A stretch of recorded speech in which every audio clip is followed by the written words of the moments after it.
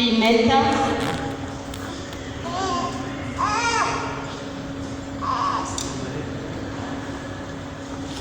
hambitse iyi mpeta mubanishije umubiri wanjye uhaye ibintu byanjye byose bivuze mu izina rya Yesu rya Data wa twese n'iry'Umwana n'iry'Umwuka Wera amen.